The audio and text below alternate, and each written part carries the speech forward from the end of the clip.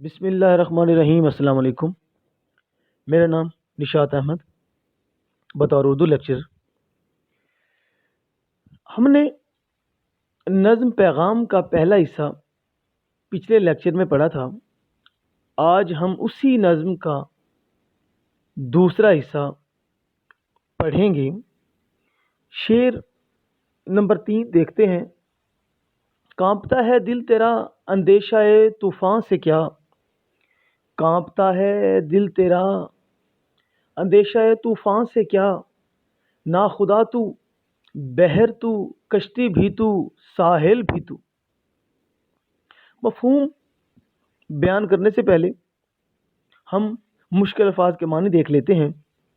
کانپتا، ڈرتا، اندیشہ طوفان، طوفان کا خدشہ، ناخدا، کشتی چلانے والا، بحر، سمندر، ساحل، سمندر کا کنارہ۔ مفہوم یوں بنے گا، اے مسلمان تو سمندر سے اٹھنے والے طوفان سے کیا ڈرتا ہے، حالانکہ تو ہی کشتی چلانے والا، سمندر بھی تو خود ہے، کشتی بھی تیری ذات ہے اور سمندر کا کنارہ بھی۔ اس نظم میں سب سے جو اہم بات ہے وہ یہ ہے کہ اقبال نے مسلمان کے لیے نیا استعارہ استعمال کیا ہے۔ وہ استعارہ ہے ناخدا کا، یعنی ملاح، کشتی چلانے والا۔ پھر اگر ہم بات کریں اس شعر کے حوالے سے تو اقبال نے پہلے مصرعے میں ایک افسوس ظاہر کیا ہے مسلمان کے حوالے سے کہ آج کا جو مسلمان ہے اس کی حالت کیسے ہو گئی ہے کہ آج وہ مسلمان جس سے پہاڑ لرز جاتے تھے، دریا دہل جاتے تھے، زمین کانپ جاتی تھی، دشمن کا رنگ پھیکا پڑ جاتا تھا، آج وہی مسلمان طوفان کے اندیشے سے گھبرا رہا ہے۔ اندیشہ لفظ ایسے خطرے کے لیے استعمال کیا جاتا ہے جس نے ابھی آنا ہو۔ تو آج کے مسلمان کو کسی نے اس کے دل میں ڈر ڈال دیا ہے کہ طوفان آنے والا ہے۔ یہی سن کر آج کا مسلمان خوف کا شکار ہو گیا ہے۔ اسی منظر کو سامنے رکھتے ہوئے حضرت اقبال کہہ رہے ہیں کہ اے مسلمان تجھے سمندری طوفان سے کیوں ڈر لگ رہا ہے؟ تیرا پیشہ تو تھا کشتی چلانا، تھا ہی کشتی چلانا۔ کشتی چلانے والے سمندری خطرات کے عادی ہوتے ہیں، اس کو اتار چڑھاؤ جو ہے اس سے لڑنا خوب آتا ہے،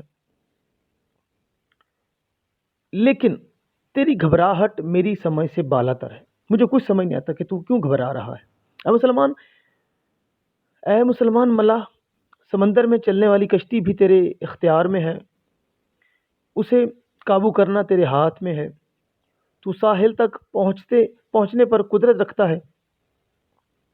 لہٰذا اقبال کہتے ہیں اے مسلمان تجھے ان ظاہری خطرات سے گھبرانے کی کوئی ضرورت نہیں ہے، تجھے ڈرانے والے ایک روز خود اس خوف کا شکار ہو جائیں گے۔ اس شعر کے ذریعے اقبال تمام مسلمانوں کو بڑا اہم پیغام دے رہے ہیں کہ اے مسلمانوں تمہیں اندیشے سے ڈرنے کی ضرورت نہیں ہے۔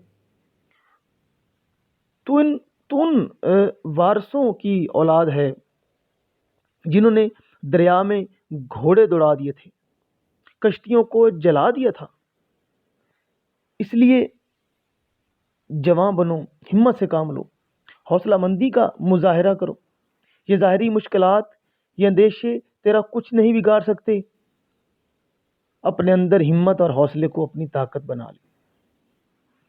حوالے کا شعر دیکھیے کہ 1000 چشمہ تیرے سنگ راہ سے پھوٹے، ہزار چشمہ تیرے سنگ راہ سے پھوٹے، خودی میں ڈوب کر ضرب کلیم پیدا کر۔ ایک اور شعر دیکھیے کہ تندی باد مخالف سے نہ گھبرا اے عقاب، یہ تو چلتی ہے تجھے اونچا اڑانے کے لیے۔ اگلے شعر دیکھتے ہیں جی، شعر نمبر 4۔ دیکھ آ کر کوچے چاکے گریباں میں کبھی، دیکھ آ کر کوچے چاکے گریباں میں کبھی، کیس تو لیلا بھی تو صحرا بھی تو محمل بھی تو۔ اب اس شعر کا مفہوم ہم پڑھنے سے پہلے اس کی حل لغت جو ہے وہ دیکھ لیتے ہیں۔ کوچا گلی میں، چاکے گریباں پھٹا ہوا گریباں، کیس مجنو، محمل کجاوا، صحرا دشت۔ اس کا مفہوم دیکھیے کہ اے مسلم تو اپنے چاکے گریباں میں جھانک کر دیکھ کہ تو ہی مجنو ہے، تیرے ہی اندر لیلا ہے، صحرا بھی تو ہے اور کجاوا بھی تو خود ہے۔ تشریح دیکھتے ہیں کہ پہلے مصرعے میں اقبال مومن کو اپنی ذات کے اندر جھانکنے کی تلقین کر رہا ہے۔ وہ یہ کہنا چاہتے ہیں کہ اس میں شاعر مشرق نے، علامہ محمد اقبال نے، اصل میں مجاز کے پردے میں در حقیقت جو ایک درس دیا ہے، حقیقت کا جو درس دیا ہے، وہ مسلمانوں کو غور و فکر کی دعوت دے رہے ہیں کہ اے مسلمان اپنی ذات میں غور و فکر کر۔ مصرع اولی میں جو اقبال نے بات کی ہے، اقبال کہتے ہیں کہ اے مسلمان تو اپنی ذات میں غور و فکر کر، سوچ بچار کر، تدبر کر،